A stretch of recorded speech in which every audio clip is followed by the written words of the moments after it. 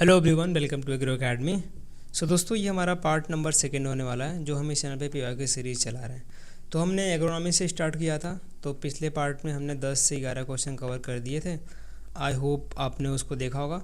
तो बहुत सारे लोगों ने बताया कि इसको कंटिन्यू कर रखिए, तो हम इसको कंटिन्यू रख रहे हैं। ठीक है, थोड़ा सा वक्त कम मिलता है इसलिए डेली रिकॉर्ड नहीं कर पाते इस लेक्चर को, लेकिन हम ट्राई करेंगे कि जो भी सब्जेक्ट हैं जैसे एग्रोनॉमी ख़त्म होने के बाद अदर जो सॉइल साइंस है, हॉर्टिकल्चर, एनिमल हस्बेंड्री, सभी को बारी बारी से कवर करेंगे। ठीक है, तो ये हमने आपको सीरीज स्टार्ट किया है आपका कॉन्फिडेंस बढ़ाने के लिए, अगर आप इसको डेली फॉलो करते हैं तो। क्योंकि हम इसमें सिर्फ क्वेश्चन कवर नहीं कर रहे हैं, उसके साथ साथ जो बेसिक कॉन्सेप्ट हैं उस टॉपिक से रिलेटेड है उसको बता रहे हैं, और क्या पॉसिबल क्वेश्चन बन सकते हैं उस टॉपिक से वो भी बता रहे हैं। ठीक है, तो इसको डेली फॉलो कीजिए आप और अपने दोस्तों के साथ शेयर कीजिए, और आप अगर नए हैं तो प्लीज़ चैनल को सब्सक्राइब कर लीजिए। ठीक है दोस्तों, आगे बढ़ते हैं, देखते हैं आज के सेट में कौन कौन से क्वेश्चन हैं। क्वेश्चन नंबर 11 से स्टार्ट कर रहे हैं क्योंकि हमने 10 क्वेश्चन ऑलरेडी पिछले सेट में करा दिया है। क्या पूछ रहे हैं? अर्ली मैच्योरिंग वेराइटी ऑफ मेज। तो मेज की अर्ली मैच्योरिंग वेराइटी कौन सी है आपको बताना है। क्या ऑप्शन है? K25, Lucknow सफ़ेदा, Ganga सफ़ेदा, both BNC, या फिर नन ऑफ दीज। अगर आपने मेज अच्छे से पढ़ा है तो भैया बढ़िया है, आप आंसर मार्क कर ले जाएंगे। जो नहीं पढ़ा भैया वो आके पढ़ लीजिए। मेज के साथ साथ आपको और मेन क्रॉप है आपके पैडी और वीट, बहुत ज़्यादा इंपॉर्टेंट क्रॉप। ये तीनों भैया आपके त्रिदेव के रूप में हैं जो कि आपको हर साल क्वेश्चन फंसाने वाले हैं। आप पिछले साल का एग्जाम्पल देख लीजिए, इसी साल आया था राइस के अरोमा पे क्वेश्चन, उसके पिछले साल आपका बेबी कॉर्न पे क्वेश्चन आया था, और वीट से भी क्वेश्चन अच्छे खासे बने हैं। तो तीनों क्रॉप से क्वेश्चन आते ही आते हैं। अगर एक से मिस हुआ तो दूसरे से आएगा। तो ऐसे करके तीनों क्रॉप बहुत ज़्यादा इंपॉर्टेंट है। तीनों को बहुत अच्छे से पढ़ाई कीजिए ताकि अगर क्वेश्चन आए तो आप मिस ना करें। अब जैसे यहाँ पे क्या पूछ रहे हैं? Early maturing variety. अब ये आई थिंक 2016 के पेपर का है, ये सेट का पेपर मैंने उठाया क्वेश्चन। अगर आपके पास क्वेश्चन पेपर नहीं है तो PYQ हमने 10 साल का बना के दे दिया, आप जाकर डाउनलोड कर सकते हैं ऐप से। अब बहुत सारे नाम आपने देखे भी नहीं होंगे। कुछ हैवी वैरायटी आपको अरुण कहते हैं सर के बुक में दिए हैं, जैसे कि आपको गंगा 101, डक्कन और रंजीत। ठीक है, ये कुछ नाम है हैवी वैरायटीज़ के जो कि बुक में दिए हैं। उन्होंने बताया कि ये जो वैरायटीज़ हैं हमारे इंडिया में 1961 में इंट्रोड्यूस हुई थी, और इसके आने के बाद हमें बहुत सारे अलग अलग अल्टरनेटिव हमने इसका बना लिया। जैसे कि ये इसके आने के बाद हमने डबल क्रॉस टेक्निक इस्तेमाल करके और भी वैराइटीज़, जैसे कि गंगा 1 तो बन गया था, गंगा 2, गंगा 3, गंगा 5 तीनों बना लिए। उसके साथ साथ VL54 ये वैरायटी, उसके साथ साथ हिमालयन 1, 2, 3। उसके बाद हमने ये सारी वैराइटीज़ डेवलप की। अब जो ये वाली जो टेक्निक है डबल क्रॉस टेक्निक, इंडिया में सबसे ज़्यादा इस्तेमाल की जाती है। जो भी वैराइटीज़ हमारे यहाँ डेवलप आप देखते हैं ग्रो की जाती हैं, डबल क्रॉस टेक्निक से बनाई गई हैं। अब इसका एक और है जैसे सिंगल क्रॉस टेक्निक। ये जो वैरायटी डेवलप की जाती है इस टेक्निक से, वो ज़्यादातर चाइना और USA में इस्तेमाल की जाती हैं। ठीक है, तो आप पूछेंगे क्या भैया ये जो हैवी वैराइटीज़ हैं क्या हम यही ग्रो करते हैं, हमारे जो फार्मर हैं भारत के किसान यही ग्रो करते हैं? नहीं, उसके लिए हमारे इंडिया में अलग अलग जो कल्टीवर्स हैं, कुछ कल्टीवर्स हैं जो कि अपनी वैरायटी डेवलप करते हैं, वही हम हर साल ग्रो करते हैं। कौन कौन से कल्टीवर्स हैं?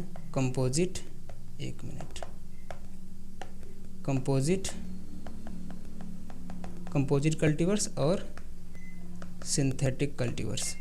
तो ये जो कल्टीवर्स हैं यानी कि जो इस टाइप के किसान हैं जो कंपोजिट सीड डेवलप करते हैं और सिंथेटिक सीड डेवलप करते हैं, ये हम हर साल उगाते हैं, हर साल ग्रो करते हैं। ठीक है, अपने फार्म में।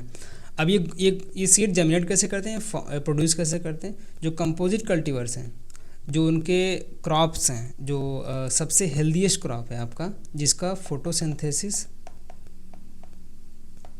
बहुत अच्छे से कर रहा हो, ऐसा क्रॉप पिक करते हैं जो बहुत हेल्दी हो, फोटोसिंथेसिस बहुत अच्छा हो, वो क्रॉप पिक करेंगे। उसको हम ओपन पॉलिनेशन के लिए छोड़ देंगे। ठीक है, क्रॉप लिए ओपन पॉलिनेशन के लिए छोड़ दिए, नेचुरली पॉलिनेट हो रहा है। उसके बाद जो रिजल्टिंग सीड होता है उसका हम इस्तेमाल करते हैं एज अ कंपोजिट सीड। ठीक है, समझ गए। और सेम ऐसा ही आपका सिंथेटिक में क्या है, जो क्रॉप्स हैं आपके नेचुरली पहले ग्रो होने देते हैं, मैच्योरिंग स्टेज आ जाएगा, उसके बाद उनको क्रॉस कराकर हम जो प्लांट डेवलप करते हैं उसको हम बोलते हैं सिंथेटिक कल्टीवर्स या फिर सिंथेटिक सीड जो हम डेवलप करते हैं।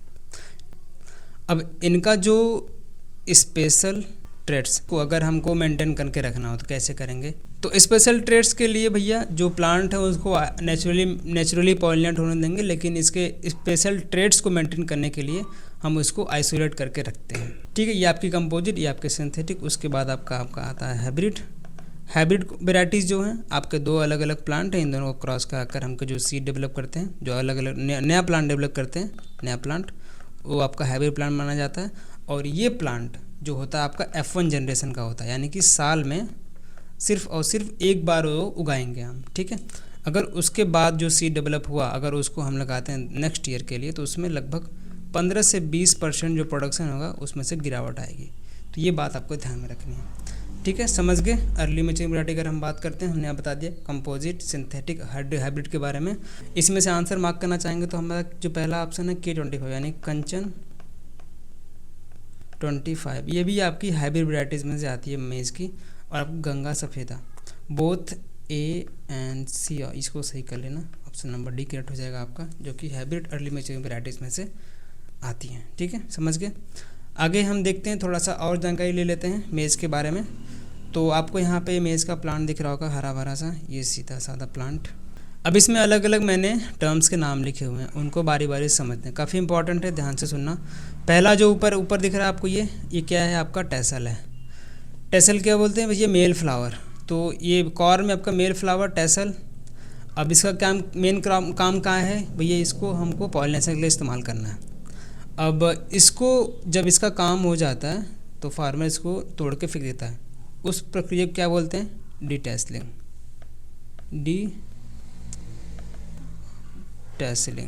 ठीक है। उसके बाद सेकेंड जो टर्म्स है आपका लीफ। तो भैया प्लांट है तो लीफ तो होंगे ही। तो यहाँ पे दो टाइप के लीफ आते हैं। सेल्थ लीफ, यानी कि जो पहला लीफ हम देख रहे हैं सेल्थ, अगर ऐसा कोई टर्म दिखता है समझ जाना कि वहाँ पे किसके लिए बात हो रही है। बॉटम पार्ट पे जो आपके लीव्स पाए जाते हैं, ये सारे लीव्स बॉटम पार्ट्स पे मेज के प्लांट पे, उसको सेल्थ बोलते हैं। बेसल पोर्शन पे, ठीक है, जो होते हैं उसको सेल्थ बोलते हैं। अब एक और टर्म है ब्लेड, या फिर डिस्टल, या फिर टिप पोर्शन पे जो आपके लीफ पाए जाते हैं, टिप पोर्शन पे, उसको बोलते हैं ब्लेड। तो अगला टर्म क्या है आपका? Year suit. तो ईयर सूट क्या है? आपके छोटे छोटे ये ईयर्स दिख रहे हैं, तो मेन ये आगे चल के हमारा ग्रेन्स बनने वाले हैं, मेन ग्रेन। और जो हमारा भुट्टा है ये हमारा मेन ईयर्स यहाँ पे लगा हुआ है, और यही मेन पार्ट होता है सीड डेवलपमेंट का। और ये जो जिस एक्सिस पे लगा होता है, जैसे यहाँ पे इस एक्सिस पे लगा है, ये इस एक्सिस पे लगा है, इस एक्सिस पे लगा है ना, जो इस एक्सिस पे लगा इसको क्या बोलते हैं? कॉब। ठीक है, इसको ध्यान रखना, जो इस एक्सिस पे लगा हुआ है, इस एक्सिस को क्या बोलते हैं? कॉब। अब ईयर्स, जो हमारा ईयर्स होता है, इसको बहुत सारे लीव्स जो होते हैं, मॉडिफाइड लीव्स, उसको कवर करके रखते हैं, उसको क्या बोलते हैं? हस्क।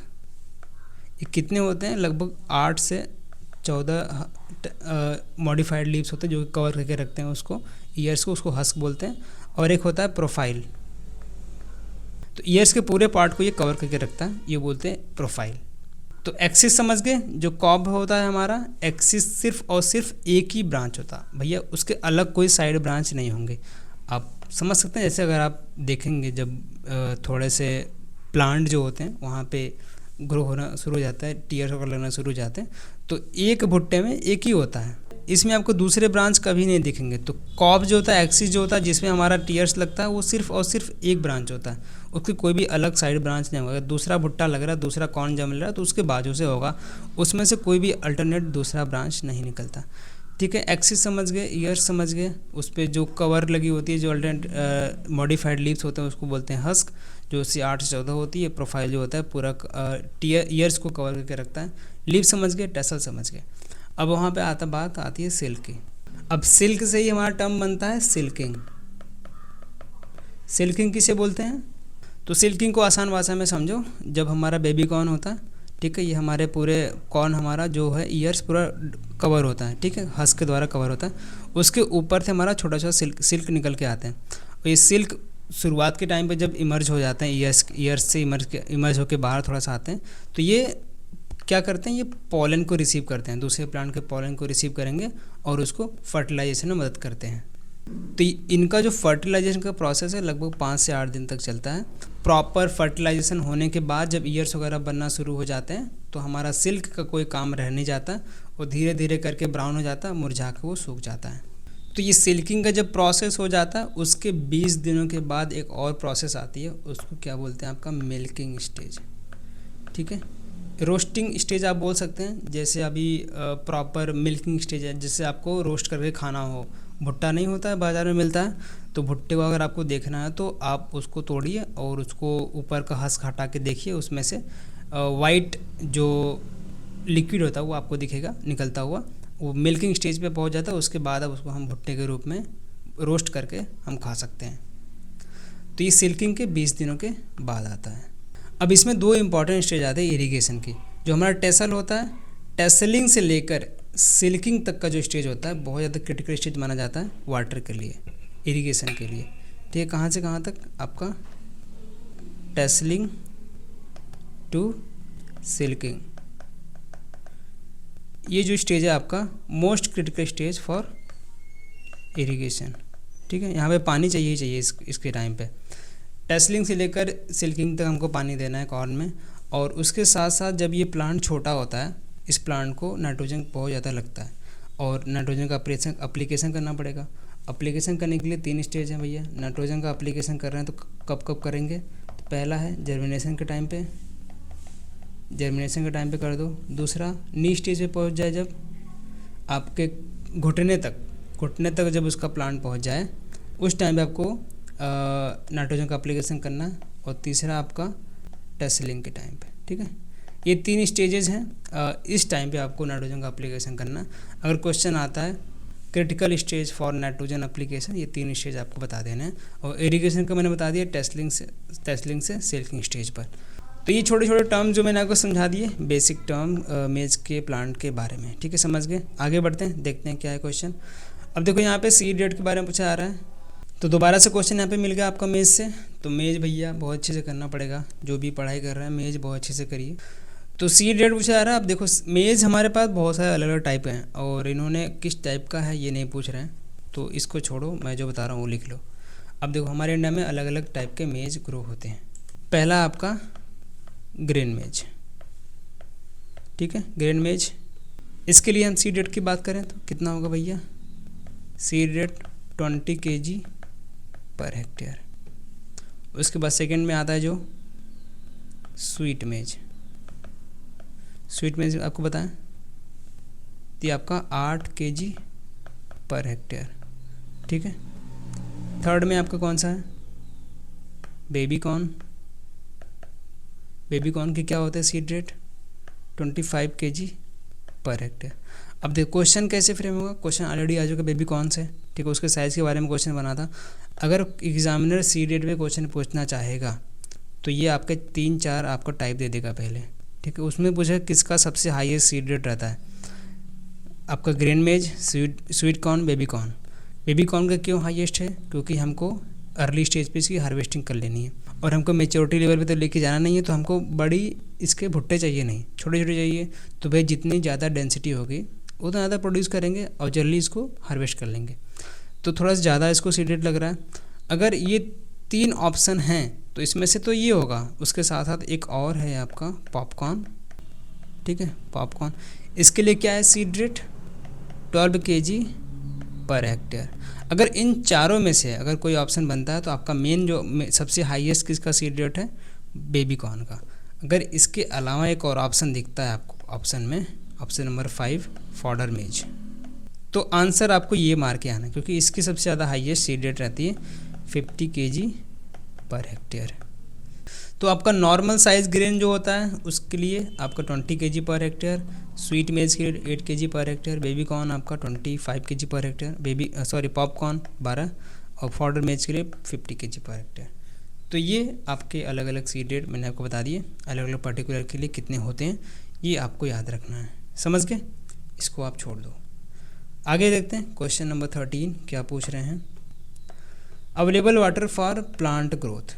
प्लांट ग्रोथ के लिए अवेलेबल वाटर कौन सा है आपको ये बताना है। आपके ऑप्शन है ground water, gravitational water, capillary water, hygroscopic water या फिर सरफेस वाटर। आई थिंक ये सॉइल साइंस का क्वेश्चन है, इसमें मैंने डाल दिया। ठीक, कोई बात नहीं, समझते हैं कौन सा वाटर जो है प्लांट के लिए अवेलेबल होता है। उससे पहले आपको ये समझना होगा कि हमारी जो सॉइल है, सॉइल में कौन कौन से टाइप के वाटर पाए जाते हैं और कौन सा वाटर प्लांट के लिए अवेलेबल है, कौन सा नहीं है। ठीक है, तो इसको समझने के थोड़ा समझते हैं। यहाँ पे मैंने कुछ डायग्राम बनाए हैं आपके लिए। तो अगर हम फिजिकली क्लासीफाई करते हैं तो हमारे पास सॉइल वाटर जो होता है वो 3 टाइप के आते हैं, हाइग्रोस्कोपिक, कैपिलरी और आपका ग्रेविटेशनल वाटर। अब इसको बारी बारी समझते हैं। अगर प्लांट कोई है अपनी ग्रोथ के लिए वाटर एब्जॉर्ब कर रहा है तो सिर्फ वही वाटर अपने रूट्स के माध्यम से एब्जॉर्ब कर पाता है जो कि सॉइल के माइक्रोपोर्स में अवेलेबल हैं, और वो वाटर विल्टिंग पॉइंट और फील्ड कैपेसिटी के बीच में लाई करते हैं। अब इसको कैसे समझेंगे? अब देखो, पहले हाइग्रोस्कोपिक को समझो।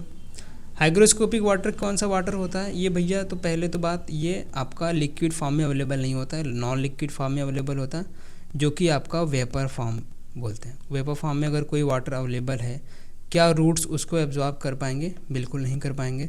तो सबसे बड़ा ड्रॉबैक ये है इसका कि ये नॉन लिक्विड फॉर्म में, वेपर फॉर्म में अवेलेबल होता है, इसीलिए ये प्लांट के रूट्स जो हैं इसको एब्जॉर्ब नहीं कर पाते हैं। अब इसको हाइग्रोस्कोपिक पॉइंट या फिर विल्टिंग पॉइंट भी बोलते हैं, के बीच में आता है। अब देखो, विल्टिंग पॉइंट क्या होता है या फिर हाइग्रोस्कोपिक पॉइंट? विल्ट यानी कि मुरझाना, ठीक है, मुरझाना या फिर सूखना। तो इस पॉइंट पे क्या होता है कि जो प्लांट होते हैं उसको एनफ वाटर नहीं मिल पाता है सॉइल से, और वो मुरझाना शुरू हो जाते हैं। अब जाहिर सी बात है, जब वाटर जो है वो लिक्विड फॉर्म में अवेलेबल ही नहीं है तो प्लांट कहाँ से एब्जॉर्ब कर पाएगा? तो कोई वाटर वहाँ पे नहीं बचेगा उसको एब्जॉर्ब के लिए। तो क्या करेंगे? वो विल्ट होने लगेंगे, यानी कि उसको बोलते हैं विल्टिंग पॉइंट। क्या कारण से होता है? तो मैंने आपको बताया कि पहली बात तो ये नॉन लिक्विड फॉर्म है। जो लिक्विड फॉर्म में वाटर हैं वो भी जो सॉइल है बहुत टाइटली होल्ड करके रखता है, ठीक है, इसलिए वो रूट्स एब्जॉर्ब नहीं कर पाते हैं। उसके बाद आ जाते हैं ग्रेविटेशनल वाटर में, क्योंकि हमारा जो कैपिलरी वाटर है यही सिर्फ प्लांट को मिल पा रहा है। क्यों मिल पा रहा है? क्योंकि ये फील्ड कैपेसिटी और विल्टिंग पॉइंट के बीच में है। अब फील्ड कैपेसिटी क्या डिफाइन करता है? जो हमारा ग्रेविटेशनल वाटर है, ग्रेविटेशनल वाटर में क्या होता है कि एक्सेस वाटर होता है। जब हमारी बारिश होती है, ठीक है, जो सॉइल होती है वो वाटर को होल्ड नहीं कर पाती है। और वाटर क्या होता है भैया? पानी तो बरसा, पानी एक्सेस है, बहुत ज़्यादा पानी है, और वहाँ से क्या होता है वो पोर्स के माध्यम से वो नीचे बह के चला जाता है। ठीक है, समझ रहे हैं? तो बारिश तो हुई, पानी एक्सेस हुआ, पानी की मात्रा ज़्यादा हुई और पानी ड्रेन होकर कहाँ चला गया? नीचे चला गया। क्योंकि हमारे पास अब पानी नीचे चला गया तो क्या वो अवेलेबल होगा प्लांट के लिए? बिल्कुल अवेलेबल नहीं होगा, क्योंकि हमको क्या चाहिए कि भैया पोर्स में पानी बचे, होल्ड करे पानी, तभी जाके हम प्लांट का रूट जो है वो एब्जॉर्ब कर पाएगा वाटर को, नहीं तो नहीं कर पाएगा। अब सबसे बड़ा ड्रॉबैक यही है इसमें, जो पानी है वो होल्ड नहीं कर पाता यहाँ पे सॉइल, और वो ड्रेन होकर नीचे चला जाता है। तो कैपिलरी वाटर जो है आपका कहाँ प्रेजेंट होता है? माइक्रोपोर में, ठीक है, और आपका ये ग्रेविटेशनल होता है ये माइक्रोपोर में होता है अवेलेबल, ठीक है, इसीलिए इसको नाम देते हैं कैपिलरी, यानी कि कैपिलरी पोर्स यानी कि माइक्रोपोर्स। अब ग्रेविटेशनल वाटर जो होता है माइक्रोपोर्स में अवेलेबल होता है, पानी एक्सेस हुआ तो वो ड्रेन होकर नीचे चला गया।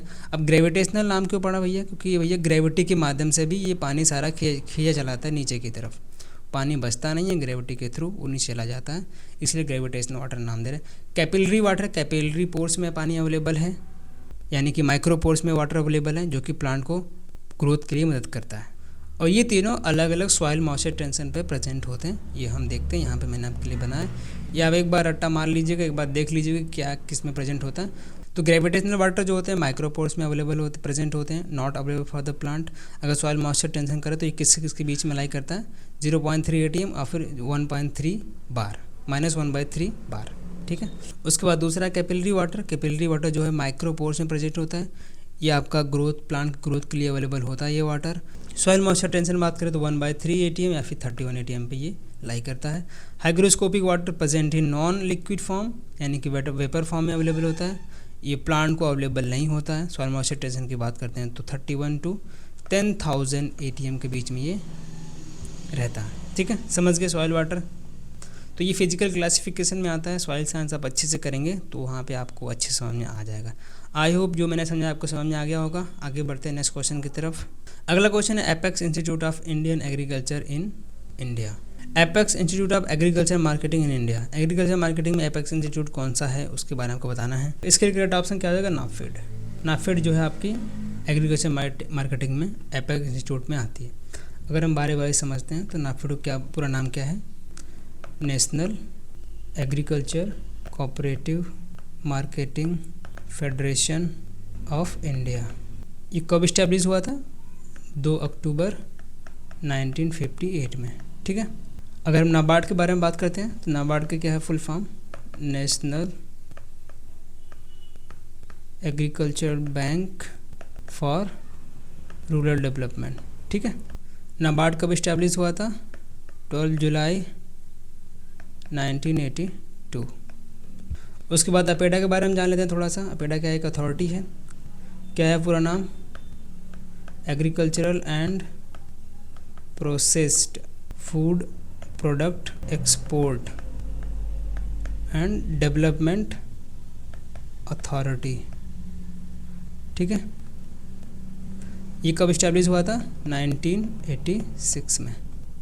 अब थोड़ा सा क्रीड़ा के बारे में जान लेते हैं। पिछले क्लास में भी मैंने आपको बताया था, क्या है full form, central research institute for dryland agriculture, ठीक है। ये कब इस्टेब्लिश हुआ था, 1985 में।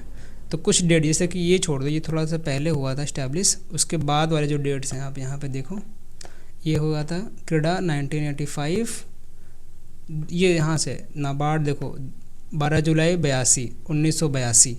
उसके बाद क्रीड़ा जो है 1985। उसके बाद आपका एपेडा देखते हैं तो 1986, 82, 85, 86। तो ये थोड़ा सा क्रम में बैठा के आप याद कर सकते हैं। और आपका जो नाफेड था एपेक्स बोर्ड, ये एपेक्स इंस्टीट्यूट है एग्रीकल्चर मार्केटिंग में, जो कि 2 अक्टूबर 1958 में इस्टेब्लिश हुआ था। अब एटमा के बारे में आप बताइए कमेंट में क्या होता है, ठीक है। देखते हैं आगे कौन सा क्वेश्चन है। क्वेश्चन नंबर 15 क्या बोल रहे हैं, which statement is incorrect in relation of drip irrigation. तो ड्रिप इरीगेशन का क्वेश्चन देखो अगले सेट में भी था, इरीगेशन से रिलेटेड मैंने आपको समझाया था, अब यहाँ पे भी है। तो इरीगेशन वाला टॉपिक थोड़ा सा इंपॉर्टेंट आ जाता है। थोड़ा सा पार्ट ये एग्री इंजीनियरिंग में पढ़ाते हैं और आप एग्रोनॉमी में लेके चल सकते हैं। क्या ऑप्शन दिए, ऑप्शन नंबर ए देखो, सॉइल इरोजन लेसेंड, यानी कि बहुत कम होता है। क्या सॉइल इरोजन बहुत कम होता है, क्या पूछ रहे हैं, इनकरेक्ट पूछ रहे हैं ना, तो बड़ा ध्यान से ऑप्शन पढ़ना पड़ेगा। ये इनकरेक्ट वाले बहुत सारे लोग यहाँ पे बहुत सिली मिस्टेक करके आएंगे ऑप्शन में, क्वेश्चन ध्यान से पढ़ेंगे नहीं, वो बाहर निकलने के बाद अरे यार ये गलत हो गया। तो देखो स्टेटमेंट बोल रहे हैं कौन सा गलत है ड्रिप इरीगेशन के recording, soil erosion is lessened, soil erosion बहुत ही कम होता है, ना के बराबर होता है। क्या ये सही है, बिल्कुल सही है। अब देखो वहाँ पे पानी का बहाव हो रहा है, बिल्कुल नहीं हो रहा है।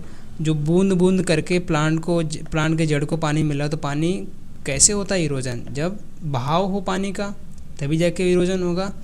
अब यहाँ पे बूंद बूंद करके जड़ को पानी मिल रहा है तो कोई चांस ही नहीं इरोजन का, तो भैया इरोजन बहुत कम होता है, बिल्कुल सही है। वीड ग्रोथ इज़ रिड्यूस, अब पानी देखो सिर्फ प्लांट को मिल रहा है, प्लांट को मिल रहा है पानी। अब वाटर जैसे ही अगर हम फ्लड इरिगेशन करते हैं, पूरे खेत में पानी डाल देते हैं, तो जितने भी रूट्स वगैरह दबे रहते हैं वीड्स के, वो उग जाते हैं भैया, ठीक है। जो भी सीड्स वगैरह रहते हैं वो उग जाते हैं वीड के। अब यहाँ पे कोई चांस नहीं है, पानी सिर्फ रूट को मिल रहा है, जो रूट पे पानी मिलेगा वही सिर्फ प्लांट ग्रो होगा और बाकी की वीड्स वगैरह नहीं ग्रो होती। तो भैया वीड ग्रोथ तो भैया बिल्कुल रिड्यूस हो जाती है, तो ये भी आपका बिल्कुल करेक्ट है।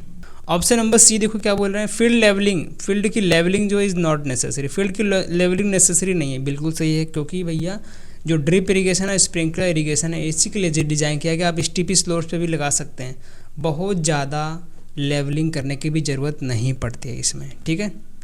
तो ये तो भैया बिल्कुल करेक्ट है। अगर फील्ड लेवलिंग इज़ नेसेसरी लिखते तो वो आपका इनकरेक्ट में आता, क्योंकि नॉट नेसेसरी है, तो ये आपका बिल्कुल सही है इसके अकॉर्डिंग, ठीक है।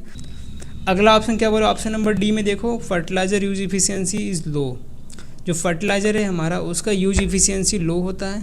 क्या लगता है आपको, जब नोज़ल से पानी आ रहा है, पाइप से पानी आ रहा है और जड़ को मिल रहा है, आपको ये थोड़ा सा आइडिया लगा होगा, जो हम पंप सेट से या फिर प्रेशर से पानी जो देते हैं, जहाँ से वो टैंकी से पानी आता है प्रेशर के माध्यम से ये पाइप में, तो अगर हमको कुछ भी केमिकल्स वगैरह, कुछ भी फर्टिलाइज़र उसको देना हो तो पहले से उसको मिला देते हैं इसमें पानी में, ठीक है। उसके बाद इसको हम सप्लाई करते हैं। जब इसमें सप्लाई जाएगा और बूंद बूंद करके रूट्स को मिलेगा, तो क्या फर्टिलाइज़र की एफिशिएंसी लो होगी? बिल्कुल नहीं होगी। अगर हम ब्रॉडकास्टिंग के माध्यम से, अगर आप यूरिया, जो छोटा छोटा दाना वाला यूरिया होता है, बोरे में आता है, उसको आप डिस्ट्रीब्यूट करके देखिए खेत में, ब्रॉडकास्टिंग के माध्यम से जो फेंकते हैं फार्मर, उसमें बल्कि इफ़िशियंसी लो होती है। जब हम जो लिक्विड यूरिया होता है, लिक्विड यूरिया अगर हम इसमें मिला के इसको देते हैं प्लांट को, तो वो प्रॉपर तरीके से हर एक प्लांट को मिलता है। तो यहाँ पे जो इफ़िशियंसी है बिल्कुल लो नहीं होने वाली, प्रॉपर इफ़िशियंसी के साथ उस पर वर्क करेगा। तो यहाँ पे तो ये ऑप्शन गलत लग रहा है, क्योंकि अगर हाई बोलता तो ये करेक्ट होगा, क्योंकि हमारा क्वेश्चन क्या पूछा था, which of the following is statement is incorrect.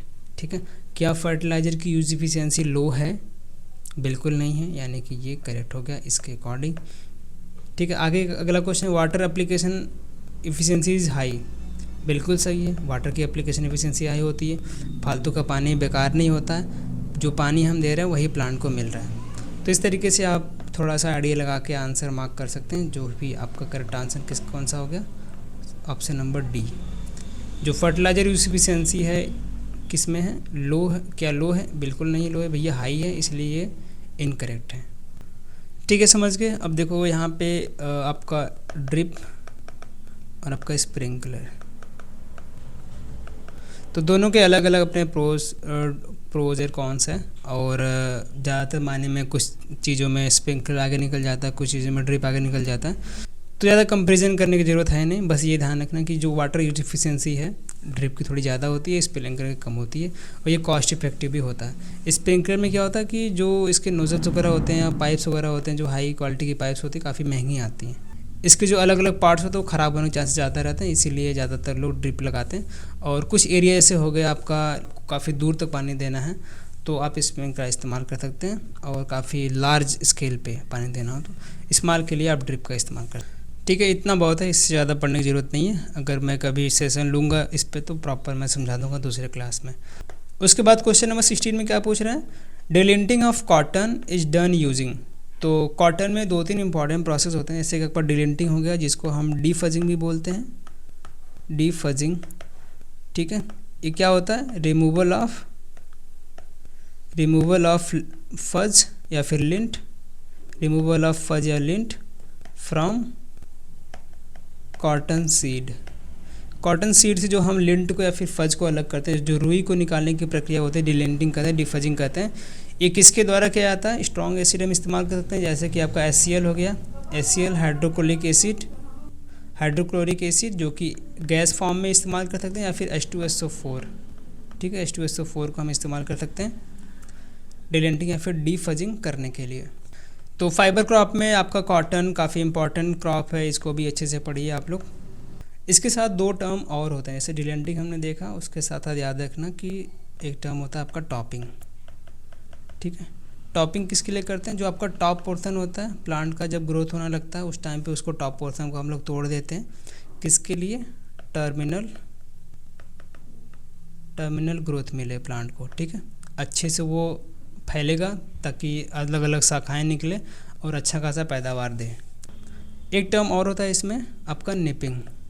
ठीक है, निपिंग क्या समझते हैं, जैसे कि आपका जो अनवांटेड बर्ड होता है, अनवांटेड बर्ड्स को रिमूव करना आपका निपिंग कहलाता है। अगर एक प्लांट में बहुत सारे बर्ड्स लग गए और उनको ग्रोथ को रोक रहा है, सबको उतना अच्छा न्यूट्रिएंट नहीं मिल पा रहा, तो कुछ बर्ड्स को हम लोग वहाँ से रिमूव कर देते हैं ताकि अच्छे तरीके से बढ़े और अच्छी खासी पैदावार दे।